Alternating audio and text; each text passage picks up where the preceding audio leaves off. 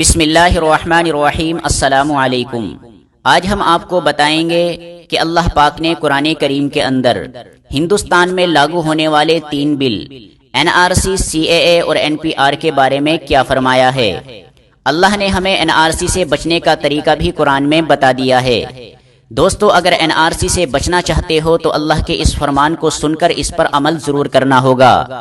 اگر آپ کو ہندوستان کے کئی کروڑ مسلمان بچوں اور بوڑھوں کی زندگی پیاری ہے، اور اگر آپ مسلمان ماؤں بہنوں کی عزتیں بچانا چاہتے ہو تو اس ویڈیو کو شیئر کر کے سبھی کے حوصلے کو بلند کرنا ہوگا۔ اس سے پہلے ہمارے چینل حقیقت انڈین ٹی وی کو سبسکرائب کر کے گھنٹی کے بٹن کو ضرور دبا دیجئے۔ 1 مہینے سے پورے ہندوستان ہی میں نہیں بلکہ دنیا بھر میں پروٹیسٹ، احتجاج، اسٹے اور ریلیاں نکالی جا رہی ہے، اور اتنا ہی نہیں بلکہ لوگوں کے دلوں سے موت کا خوف بھی نکل چکا ہے۔ سینکڑوں لوگ شہادت پا چکے ہیں۔ اگر ہم نے قرآن کریم کو پڑھ کر سمجھا ہوتا اور اس پر عمل کر رہے ہوتے تو آج NRC کی اتنی پرواہ نہیں ہوتی۔ تو پہلے آپ کو بتا دے ان 3 بلوں کا مطلب کیا ہے اور قرآن میں ان کے بارے میں اللہ نے کیا فرمایا ہے۔ نمبر 1، NRC national register of citizenship, یعنی شہریت کا قومی رجسٹر۔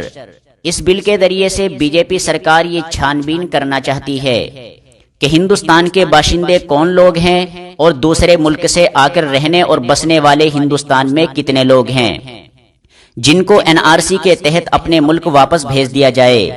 2013 میں سپریم کورٹ کے آدھار پر اس بل کو سب سے پہلے آسام کے اندر لاگو کیا گیا۔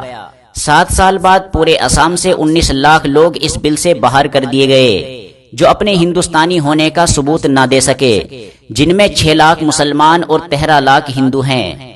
BJP اور RSS نے مل کر گڑھا کھودا تھا مسلمانوں کے لیے اور سمجھا تھا کہ ہم آسام سے 40-50 لاکھ مسلمانوں کو باہر کر دیں گے اور اپنا دھرم قبول کروا لیں گے، لیکن اس گڑھے کے اندر یہ خود ہی دفن ہو گئے۔ دوستو، NRC کا مطلب یہ ہے کہ مسلمانوں کو NRC سے باہر کر کے ڈیٹینشن کیمپوں میں ڈالا جائے اور ان پر اتنا ظلم و تشدد کیا جائے کہ یہ ہندو دھرم قبول کرنے پر مجبور ہو جائیں۔ اللہ پاک نے قرآن کریم کے اندر NRC کے بارے میں فرمایا۔ پارہ نمبر 13، سورت نمبر 14 اور رکوع نمبر بھی 14 ہے۔ آیت نمبر 12 اور 13 کے اندر وَقَالَ الَّذِينَ كَفَرُوا لِرُسُلِهِمْ لَنُخْرِجَنَّكُمْ مِنْ أَرْضِنَا، کافروں نے اپنے پیغمبروں سے کہا کہ ہم تمہیں اپنی سرزمین سے نکال کر رہیں گے۔ دوستو، یاد رکھنا، کافر ظالم کبھی بھی اسلام اور مسلمانوں سے خوش نہیں رہتے۔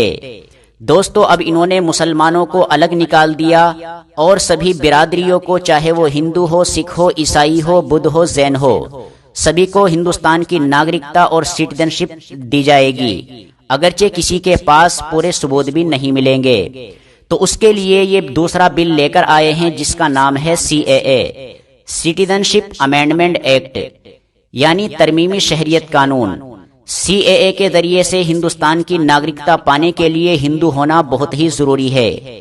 اب یہ چاہتے ہیں کہ NRC سے باہر نکال کے مسلمانوں کو ڈیٹینشن کیمپوں میں ڈال کے ان پر اتنا ظلم کیا جائے کہ وہ ہندو دھرم قبول کرنے پر مجبور ہو جائیں۔ اگر مسلمان ہندو دھرم قبول کر لیتے ہیں تو پھر ان کو CAA کے ذریعے سے ہندوستان کی ناگرکتا دی جائے گی اور وہ ہندوستان کے شہریت یافتہ ہو جائیں گے۔ دوستو، ان دوسرے بل کے بارے میں اللہ نے فرمایا اَوْ لَتَعُودُنَّ فِي مِلَّتِنَا۔ 1400 سال پہلے کافر یہ چاہتے تھے یا تو ہماری سرزمین سے نکلے یعنی NRC، ورنہ ہمارے دین میں لوٹ کر آ جائیں یعنی ہمارے دھرم کو قبول کر لیں، ہم انہیں اپنے وطن، اپنے ملک اور اپنے شہر کے اندر جگہ دے دیں گے۔ دوستو، یہ تھا NRC اور CAA کے بارے میں، لیکن گھبرانے کی ضرورت نہیں، آگے اللہ نے بتا دیا فَأَوْحَىٰ إِلَيْهِمْ رَبُّهُمْ لَنُهْلِكَنَّ الظَّالِمِينَ، کہ اس سے ڈرنے کی ضرورت نہیں ہے، ہم ان ظالموں کو ضرور بھی ضرور ہلاک کر کے رہیں گے۔ پھر آگے کیا ہوگا؟ اللہ نے فرمایا وَلَنُسْكِنَنَّكُمُ الْأَرْضَ مِن بَعْدِهِمْ ذَلِكَ لِمَنْ خَافَ مَقَامِي وَخَافَ وَعِيدِ، اور ان ظالموں کو ہلاک کرنے کے بعد ہم مسلمانوں کو اسی سرزمین کے اندر بسائیں گے اور جگہ دیں گے، لیکن یہ کافر نہ رہیں گے۔ دوستو، اس کے لیے کرنا کیا ہوگا؟ ان کافر اور ظالموں کا خوف اور دہشت اپنے دلوں سے نکال کے صرف ایک اللہ سے ڈرنا ہوگا اور اس بل کو ریجیکٹ کرنا ہوگا جس طریقے سے بھی آپ کوشش کر سکے۔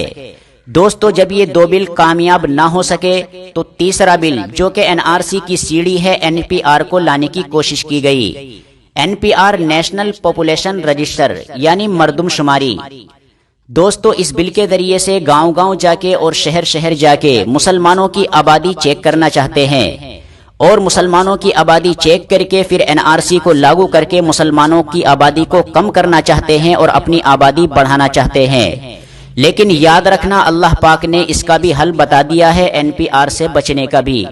اللہ پاک نے 10ویں پارے کے اندر سورت نمبر 8 ہے، اور سورہ انفال کے اندر اللہ پاک نے فرمایا الآن خفف اللہ عنکم وعلم ان فیکم ضعفا، سنو مسلمانوں میں نے تم پر سے بوجھ ہلکا کر دیا کیونکہ مجھے معلوم ہے تم میں بہت سے لوگ کمزور ہیں۔ فَإِيَّكُم مِّنكُم مِّئَةٌ صَابِرَةٌ يَغْلِبُوا مِئَتَيْنِ، ان سے ڈرنے کی ضرورت نہیں ہے، اگر یہ 200 لوگ ہوں گے تو تم 100 ہی ان پر غالب آ جاؤ گے۔